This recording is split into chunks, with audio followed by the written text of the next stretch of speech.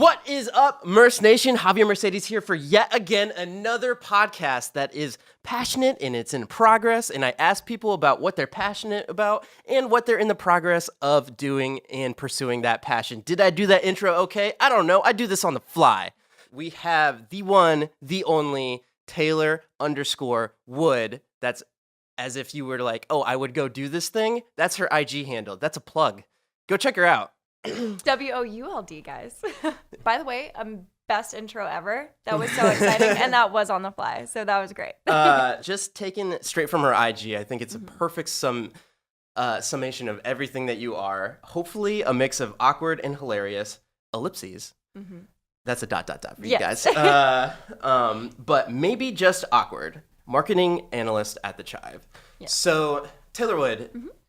I feel like a lot of people know you from the Asking Couch. Speaking of, if you're watching this on YouTube, you'll see that we're in the Chive studios right now. This isn't like a Chive thing. I just use the Chive's equipment and stuff, all this stuff. Yeah. I mean, it's kind of a Chive thing. Yeah, for sure. On the Asking Couch, you were a guest a lot, and then also you are featured in a lot of the in all of the different other videos that we have going on, and we'll get to all that. I feel like what a lot of people want to know that actually know you through seeing you through your Instagram account and your the Chive, just all of the content that you're in there. What do you do at the Chive? So it's so funny because I get this question all the time, and it's pretty technical, so it's kind of hard to answer.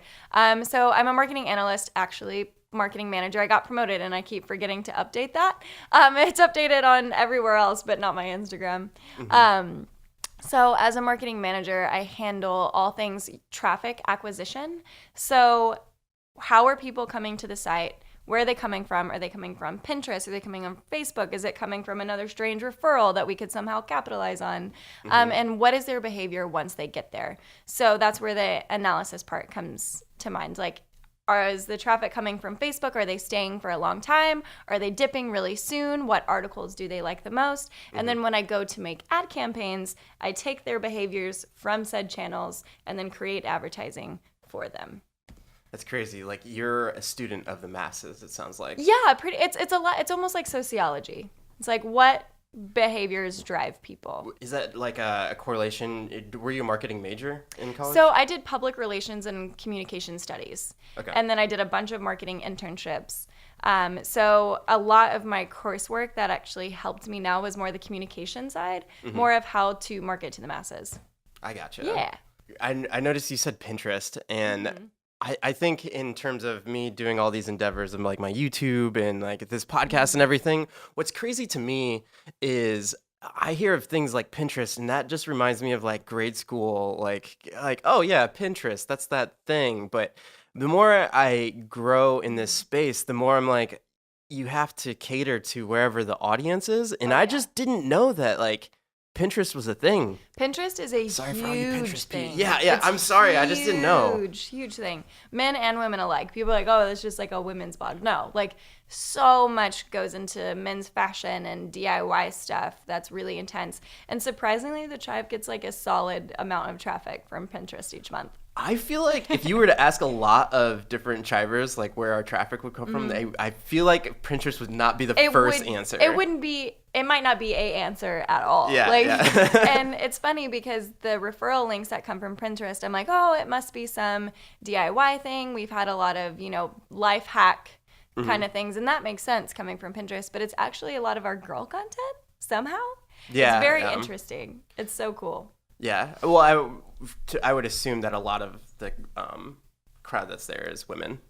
Yes, but it's like girl content as in like hot girl content. Oh, wow. Yeah. That's crazy. Exactly. That is crazy. I'm like, are women like checking out this hot girl content? Which, yes, I'm sure they are. But all right. So let's dive into what you're passionate about. Yeah. Burlesque dancing. Yes. So there, actually, go ahead and give me an explanation of what that is. Okay, so burlesque, essentially it's like theater, dancing, and comedy kind of put into one. So burlesque... that suits you so well. I love it so much. It's been around for forever, but it was a way back in the day for women to really express themselves and kind of command a crowd, right? It does involve taking clothes off, but it's usually built around a central theme or an act. So you have to keep the audience engaged at all times, which is so exciting and terrifying because it is like comedy, but with pantomime, essentially. Pantomime. What a great word. Pantomime. I love doing this show because I get so many new vocab words. There's just a plethora of them now. Oh, that's also a good one. Exactly. That's why I said it. Yes. How did you get started? How did you get involved with burlesque dancing? So I've loved burlesque dancing since I was little, which may sound weird to say, but I've kind of. I've appreciated the art of it for so long. And when I was in high school, there was this movie called Burlesque with Christina Aguilera and Cher that really made it like super mainstream and popular. And it just kind of like opened the eyes like, oh, this isn't as taboo as a lot of people might think it is. You know, because you don't get completely naked, and it really is like a comedy kind of routine. There can be serious routines, of course. There can be political routines, which is hilarious. Burlesque dancing and political. Yes. Those go hand in hand. I went to a presidential burlesque show, and each number was politically themed. Well, it would actually, that's not a bad idea because I feel like it would hold the attention of the crowd. And it's so amazing to see because you give artists a topic, right? Politics.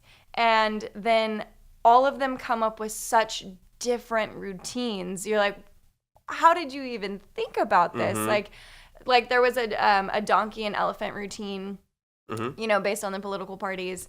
There were some that took on like presidential masks. There was a Monica Lewinsky, Bill Clinton number, of course.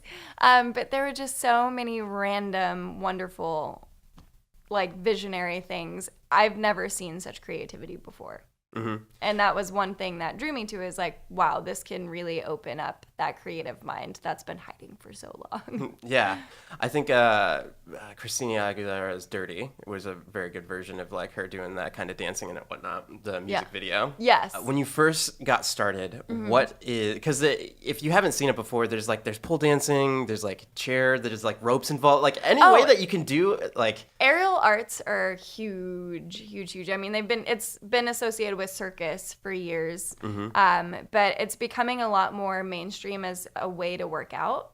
And that's kind of how I got into pole dancing because I am not your normal fitness person.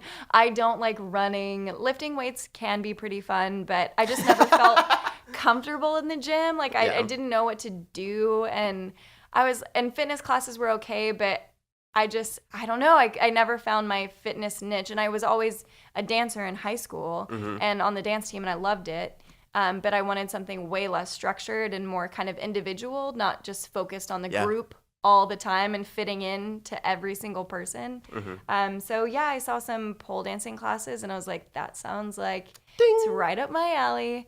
And it was. And I've been doing it for about 2.5 years now. Yeah. Yeah. What was when you first got started, what is one of the hardest moves that you tried to do? Oh my goodness. There's this move called the shoulder mount, and I actually just got it. You've been doing it for 2.5 years? 2.5 years. So, and there were times where I had to take breaks from my practice for like 6 months, and it's crazy what you lose. And even a month or two if you're not going. You need to go like every week to train those muscles. But a shoulder mount is essentially, here's a pole. Okay. Try and describe it for I'll people in audio form. I'll try to describe the audio format. So the pole is behind you. Your shoulder is on the pole. You reach your hands behind you to grab the pole, and then you pull up with your abdominals and your feet and then flip over backwards. So you're essentially rolling over your shoulder and then being upside down on the pole.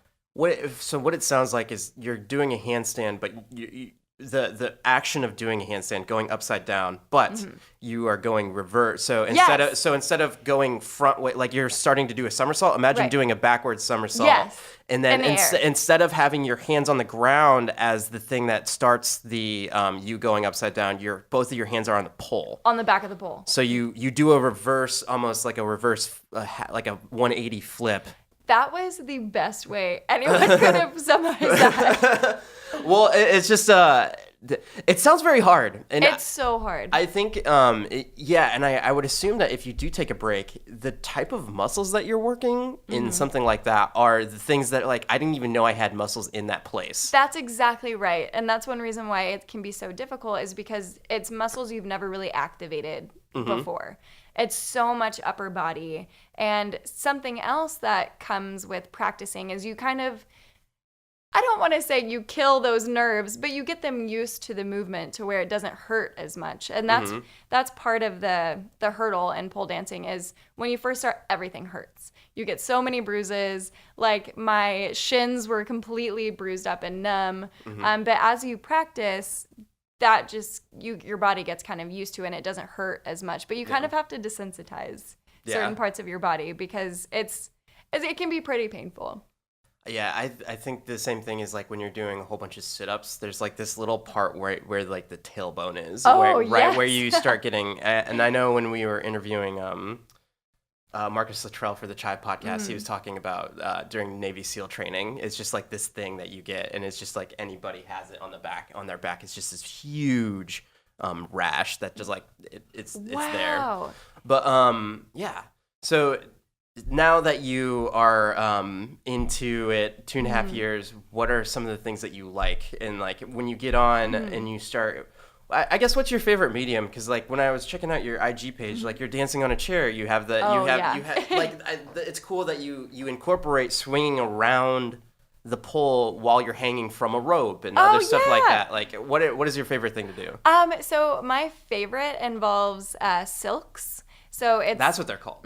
That's what they're called. So the two ribbons that dangle down, those are silks. And they're insanely hard on their own for me. I think it's wonderful that so many people choose that as their main acro medium.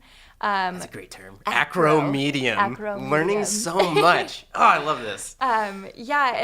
But for me, it was really scary. So what I love the most is when you combine pole and silks for pole silks. Very fancy term of a class. But essentially, you hook the silks to the top of the pole. And so you're using, a lot of times, like with your arms, you're grabbing onto the silks and you're like walking up the pole or flipping over the pole. And it's great because you can really fly with silks. But I also have that comfort zone of the pole to know if I'm flying away from the pole, I can just like come back and grab onto it versus not lyra, that's a hula hoop, by the way. Lyra is a hula hoop. But with silks, it's once you're flying, I feel like there's just no safety net anywhere.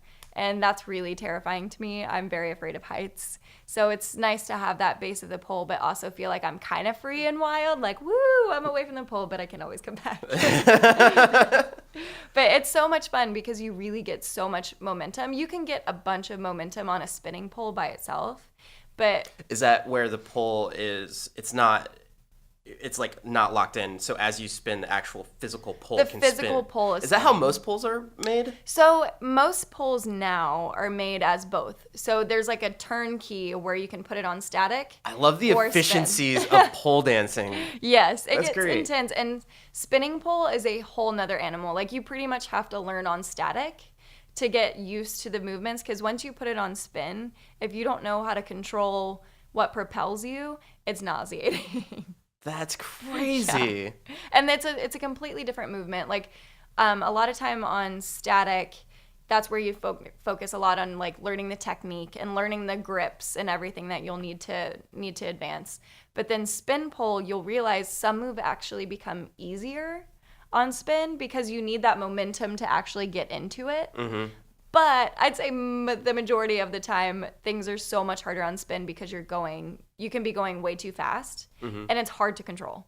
Yeah. Yeah, and it's also like very dangerous. Like if you fall off of a spinning pole, you're probably gonna get hurt a little more. I would assume so. I actually fell for my first time. Like I've kind of sort of fallen, but I had my first bad fall maybe 2 weeks ago. How were you face down? I wasn't. I landed straight on my butt, thank goodness. And I had a crash mat underneath me, which are so important. If I'm remotely concerned that there's a chance I could fall off, I always put one underneath. And I was in an a leg hang. So I was just holding on by my leg. And I was going to switch my leg to do another move. Mm-hmm. But I was doing it way too fast, and I wasn't making as much contact with my leg on the pole as I should have been. So when I went to do the other move, boom, like my leg just flew off. I came straight down on my butt. And I was like, oh, okay, well, I had to get it out of the way at some point. I'm assuming it was a learning experience. It is. And it wasn't anything that would remotely deter me from doing it again. Maybe if there hadn't been a mat there, that would have been pretty bad. But yeah. I've seen, in all the years that I've been going, I've only seen maybe like 4 or 5 falls. It's much safer than you think it is. Yeah. Yeah. Where do you go? What's the name of the place? Brass Ovaries, which is the best name in the history of all pole dancing. There you go. Shout out Brass Ovaries. Austin, Texas. I'm assuming they're in Austin. Yes. If you want to get into pole dancing, mm-hmm. Brass Ovaries. Brass Ovaries. And it's crazy because there's actually several pole dancing studios in Austin. And everyone I've been to, I've loved, but Brass Ovaries definitely feels like home. Austin, Texas just seems like the place that would have a plethora of pole dancing places. And a lot of, at these pole dancing places, they offer like aerial lyra, which is the hula hoop suspended, the silks. They offer like burlesque dancing, and a lot of it, some places offer Bollywood dancing and just like a whole bunch of different out there kind of forms, unique dance forms that, are fun to get into, but also a little nerve-wracking. Yeah, it sounds like a great form of cardiovascular exercise. Oh yeah, absolutely. So we also have like pole powerhouse classes. I love these terms. Pole powerhouse. Pole powerhouse. And it's essentially like a boot camp. Like we do cardio, we do strength training, and then we just run drills on the pole over and over again. Like, it is an intense workout. I'm just imagining, like, instead of a burpee, it's like, all right, you run in place for like 30 seconds, and then instead of a burpee, you like, all right, do shoulder mounts, and then you have to like do like 3 shoulder mounts, and then you get out and run in place or something like that. That's pretty much how it is, for sure. And we also do like sexy drills, which is definitely not something that I guess most fitness places do, but they're like remind you like, okay, make sure your face is relaxed, look like you're having a good time. Wow, I didn't even think about that. So, you've had a legit performance of these already, haven't you? So I've had one legit performance, yes, and it was very, very exciting and difficult. What's you have a stage name for this kind of stuff, don't you? I do. So I really like puns and kind of word plays, and I wanted something that would showcase right away that I was kind of a small person, because so many names are amazing, but they're like high voltage vixen, and I was like, if I had that name, I feel like people would think I was this like awesomely beautiful curvy person. I'm like, no, that's not exactly what you're getting with me. So I didn't want like such a powerful commanding name, because that doesn't fit my personality. So it took me so long, and I was playing around with so many different names. But I landed on like, I was like playing with like fairy and, like to get the kind of small. And then I landed on pixie, and I really liked pixie. And I was like, okay, pixie, what kind of can flow into that? So long story short, my name is Pixie Lixer. Ooh. Pixie Lixer, yeah. So it's kind of dirty sounding, but yeah, Pixie Lixer. Just the right mix of hilarious and awkward. Yeah. Personal branding of Taylor Wood. That's _WOULD. Great radio voice. WOULD. Javier Mercedes, Passion and Progress podcast. All right. So explain to me. So you're talking about like your face, like right now, just like listening to you and like smiling. I'm like paying attention to like the muscles in my face, and like I can only imagine the amount of effort it takes to do and hold the because it's just like a huge form of gymnastics to hold the things that you're holding in certain certain postures, and then also be like, hey crowd, look at me, like I'm the sexy beast. Right. How is that? It's one of the hardest parts, because you're so focused on making sure you don't fall off of the pole, making sure, your legs are at a good angle and their feet are pointed. Pointing your toes, by the way, of like the most paramount things. You have to point your toes. Is it called PA? something. Point. I know the act of pointing your toes, the ballet term for it. I actually don't know. Okay, yeah, continue. I wish I need to look that up now. But it's so hard to think about the routine.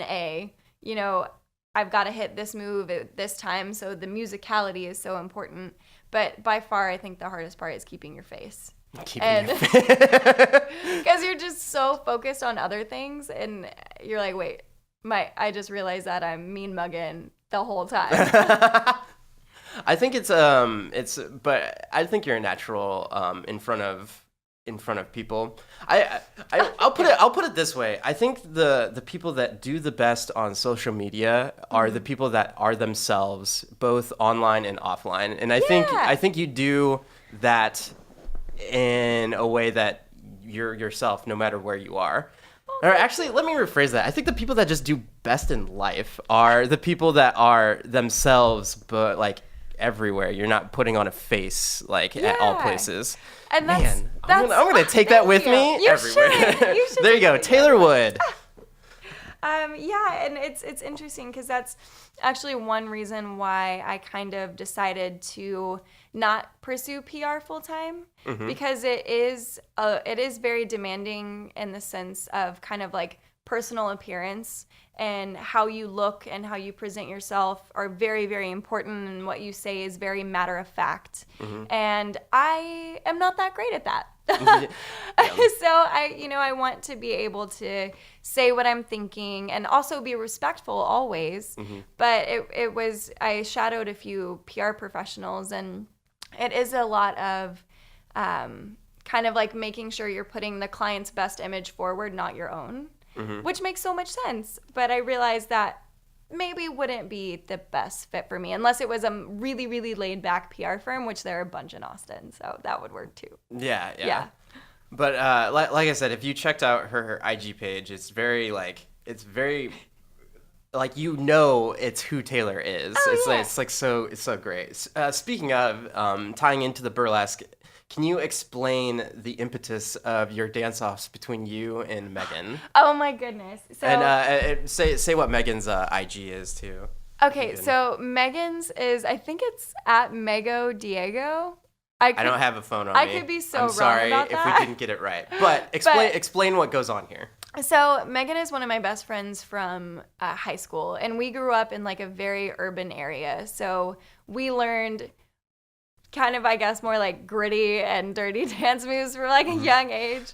Christina Aguilera, dirty kind of dance moves. Yes. And we grew up like with the rap scene and everything. And so when she came to visit one time, we like always put on music and are dancing. And I was like, you know what? I was like, let's do a dance off. And for those of you that didn't, I keep cutting you off, and I'm sorry if you're listening. But for those of you that are just listening, she just did the like the hand gesture. It was like you have to get it. Oh yeah. Continue. But yeah, so I was like, you know what? I was like, we're always dancing and doing stupid stuff. I was like, let's do a dance off. And I live in a studio apartment, so there's really not much room. So it became the doorway dance off because that's one of the only places I have space. And so we would just pick songs like mostly from what we listened to when we were, in high school. Yeah. And like Pretty Ricky Grind With Me and stuff like that. Like things that were so inappropriate at that age that are now like, oh, I get what they're saying. Yeah. But yeah, so we do that, and then we took it to New Orleans, and we did a stairway dance-off. So we're trying not to keep it just in the doorway. We're trying to outstretch, and it's so awesome. She lives in Houston, because if she lived in Austin, we would have all the dance-offs. Elevator dance-off coming soon, maybe TBD. Elevator dance-off, maybe. I think with limitations comes creativity. Right, exactly. And when you're in your studio apartment, yes. That's for sure. It's just hilarious because if you see it, they're just straight up. Just imagine like, a trash off to the side. There's yes. It's just straight up a white door. Just a white door. And then I don't know. I think it's one of the funny. Like literally, if you guys did a weekly dance off, I think you would explode the internet. Like a daily like. Well, actually, what would probably happen is at the end of it, like say you did it like weekly, and then like a year down the line, you guys would be like a bungee jump. You guys would be hella bunging, you would jump off a helicopter, bungee jumping, and like while trying to dance, while doing the dance. That's how epic it would probably get. Honestly, that would be so much fun. And she's always up for anything. And she's one of those people that when you get together, you're kids again, you know? So everything's off the table, and it's so much fun, and there's no judgment, and we can be the most ridiculous human beings possible. And so yes, that's how Doorway Dance Off was born. And we need to do another one immediately. Is it hashtag Doorway Dance Off? It is hashtag Doorway Dance Off. Hashtag Doorway Dance Off. Hashtag Doorway Dance Off. On all the of them are Taylor there. Wood IG. So speaking of the IG, your sense of fashion is impeccable. I'm so glad you think impeccable. so. There's so much that I would love to dive into because it's just there's so much there. But starting off, I just have to say the most faves thing that I've seen you wear is the X-Men sweater. Oh man, it's a complete throwback. Yeah. That is. It's just an old school sweater, and it has like the old school Wolverine and all that stuff on it. But can you explain to the audience your sense of fashion? So it's so interesting because I have always had I would call it very eclectic. I can wear something that's out of the 40s one day, and then the next day I'll be wearing like a Rocco's Modern Life hoodie and some really bright ass sweatpants. So it's just all over the place. And for so long, people are like, I feel like if I was going to a costume party, at any time I could go into your closet and find something to make it work. It's just like, let me go into other people's closets. Yes. And so one of my ex-boyfriends actually made fun of me for it. He was like, I don't know what decade it is when I walk into your closet. And I kind of took it as like a compliment. It's like, oh, okay, well, that you may think it's a bad thing, but no, it's just I like the most random things. And if I like it, I'll buy it. So I love going to thrift stores. One of my favorite purchases of all time was this handmade vest that someone had done, and it's reversible. So one side is blue, and it has like Cocopelli Tribe members, and then you switch it, and it's red with Cocopelli Tribe members. And what is a Cocopelli Tribe member? So it's like it's a dancer, like an African dancer. Okay. Yeah.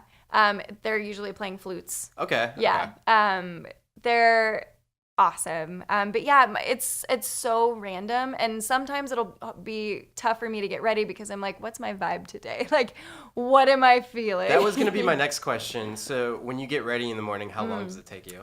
It's funny because I don't like usually do a lot of makeup or anything. It's very bare minimum makeup. It's all about the outfit. Which transfers through to what I was talking about with the IG. It's like you're the real person. But continue. Yeah, I definitely, and with that, I've always kind of had that mentality, like, makeup is so awesome, and there are times and places where you can get crazy and put glitter and rhinestones all over your face, and I love that, and I do that whenever I can. But I always wanted makeup to be a thing that enhanced the way you look, and I didn't want to surprise someone, you know, like take off my makeup and they're like, oh, that's what you look like didn't want that. Same thing with the push-up bra. Like, I'm not trying to false advertise here. It's like what you see is what you get. But yeah, so getting ready in the morning, it'll be going through and finding a piece to be like, I like this shirt that is very different and probably looks like I actually have some of my mom's clothes from the 70s and the 80s. Proper.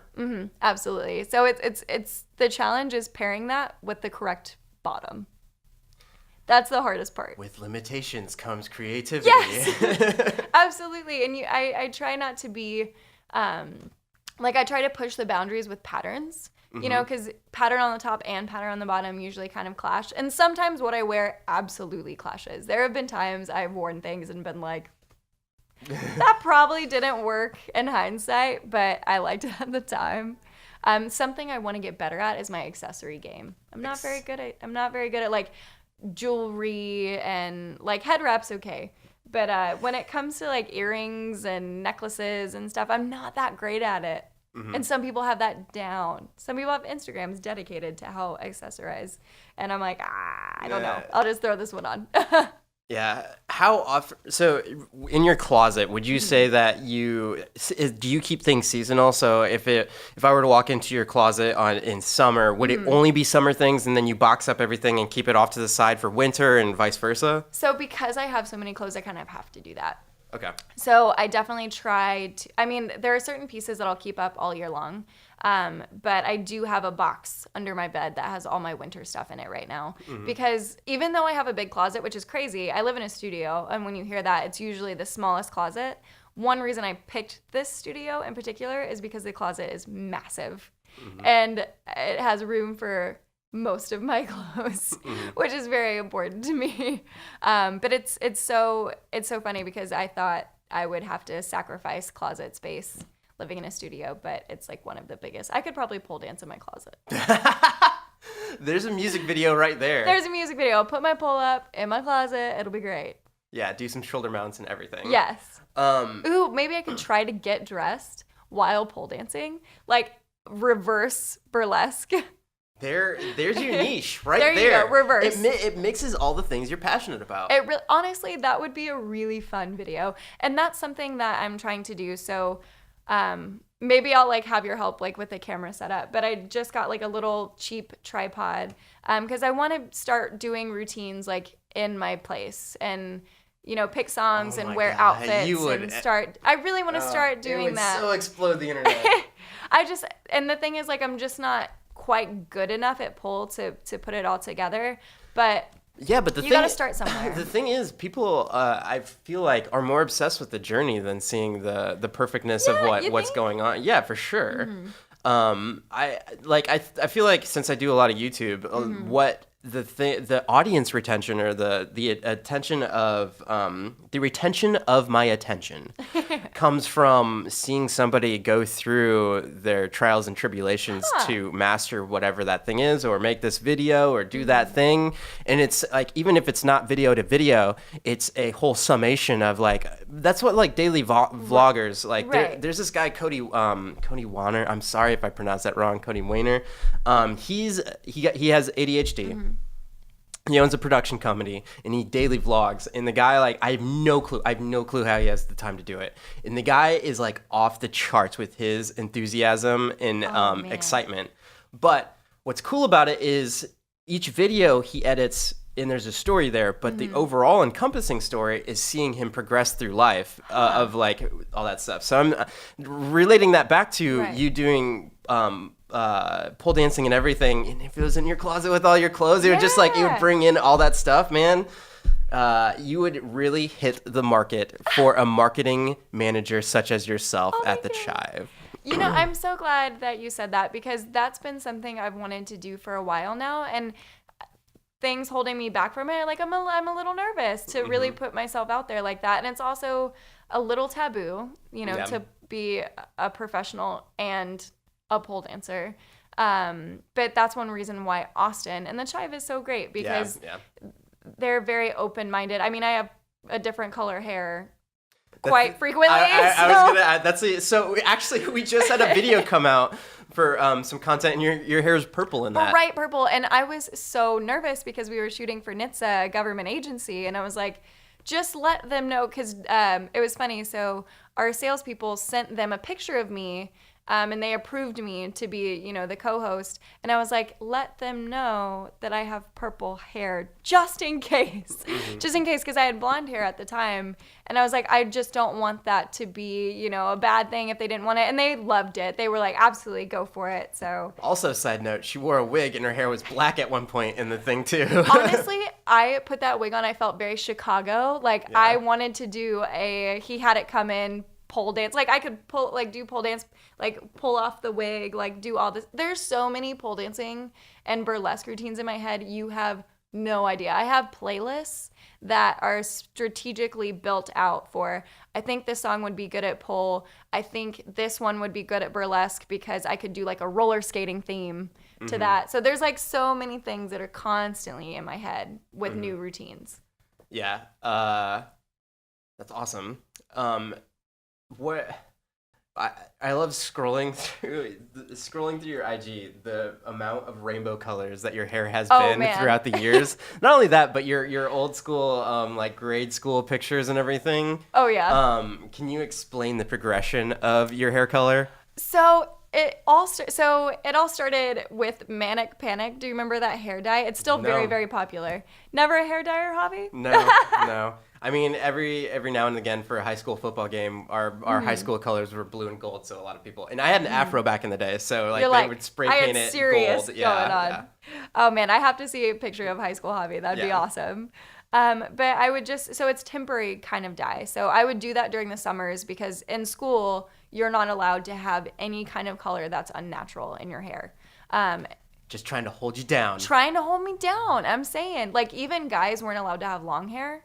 Oh, So really? Right. So if you had long hair as a male, you had to wear a wig. Man, the You couldn't fro put it in would not fly at your school. Fro would fly. Okay. Fro would fly. But, like, if someone had my length hair, which someone did, and he had to put a wig on. And so when he graduated, he threw his wig up in the air.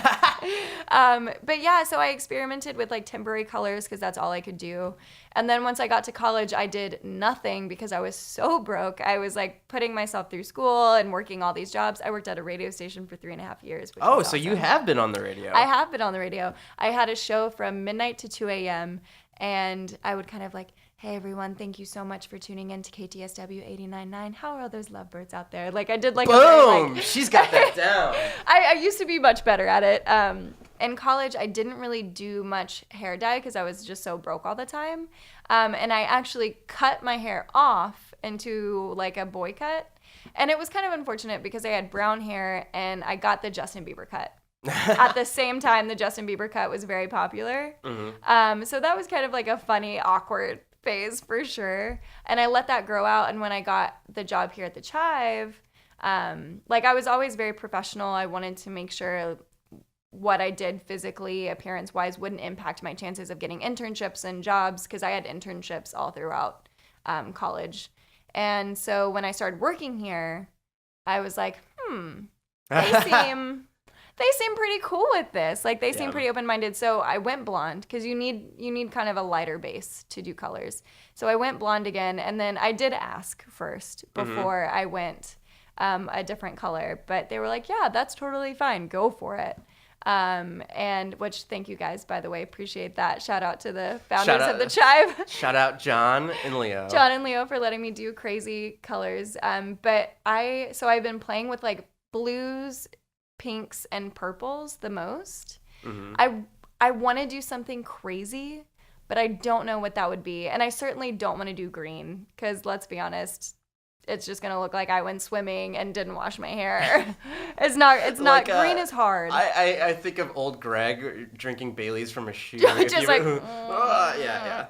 The river folk. The river folk. Yeah, no, it's been awesome that I've had so much like creative expression allowed here because I love tattoos and I would be covered in them if I could, but I'm so indecisive and those are permanent. So I was like, instead of being covered in tattoos, I'm just going to color my hair and do it differently as much as I can. What is a question that you get from Chivers most? From Chivers most? Oh, man. What happened to the asking couch? So speaking of, so I assume most of the people watching this or listening to this already know you. But if you don't know, the Chive used to do a show called The Asking Couch, and we would cover where we would take employees, put them on a couch, and ask them questions such as, how would you hide your erection? Yes. Or do you got any good strip club stories? Or what is the ideal penis size for men?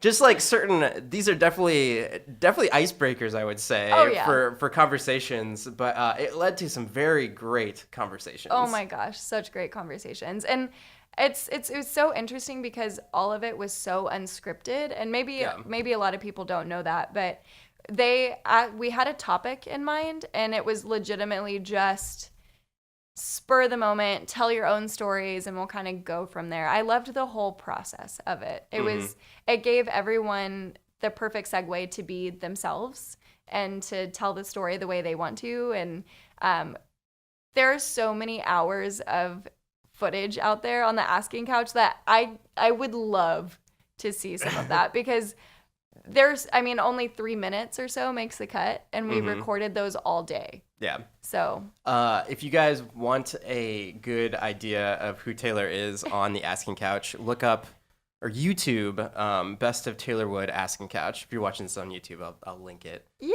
But keep watching this video. links down below. Yeah. Shout out to Andy Fenberg, the mastermind behind. He would come up with the questions, do the edits and all that stuff. It was definitely a home run. For Gosh, the Chive. it was amazing, and I'm glad we kind of got to do like a little bit of an Asking Couch style with when we had the sex therapist come in. Yeah, we did the Adam and Eve shoot. Yeah, so we just had another piece of content on the Chive that was about sex therapy. Yes. And they brought in all of these contraptions for the sex stuff. It was hilarious. It was amazing. And the fun thing was I was so amped for that because when I was younger, which also sounds weird, maybe I need to like not say younger, but I thought a really cool career path would be a sex therapist. I was always so interested I like taboo things, apparently, yeah. and understanding why things can be so taboo in America, but they're not taboo in places like Europe and Amsterdam.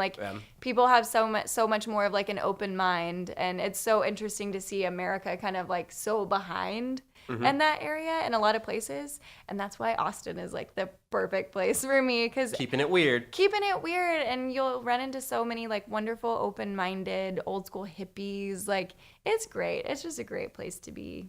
Awesome. Is there anything else that you would like to tell the viewers of the podcast?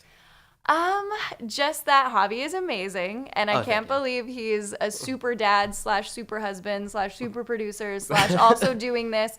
I barely have time to sleep and be myself. I don't know how he does it. Gotta make time for the kids. Oh, and this was recorded like right after the Father's Day. So Sabrina got me this awesome cup with all these pictures of my son. Oh. And it had like these, so my son really loves bananas, and it's like, loves dad more than nanas, and it was like, yeah, that's awesome. Such a good gift. Yeah, and if you know me, I love coffee, so I'm gonna be sporting that all the time. Sporting that Nana cup. That Nana cup. That yeah. Nana cup. That sounds like a dance, like the that Nana cup. The That Nana Nana cup. cup. The Nana cup. Anyhow, thank you so much for coming Of on course. the podcast, Taylor. If you guys want to hit up Taylor, find out more about just who she is as a person, her IG is Taylor_WOULD, Taylor Wood. Yes. Thank you again, and all the loves for spending the time on the Passion in Progress podcast with Javier Mercedes. It's your boy. Subscribe, leave me a review. Tell me how I can make this podcast better. If you want to connect via social media, I'm at JAV Mercedes on Instagram, Twitter, and Facebook. Or just look up Javier Mercedes on YouTube. I do a lot of stuff there. Bye, guys. Bye. Thank you so much.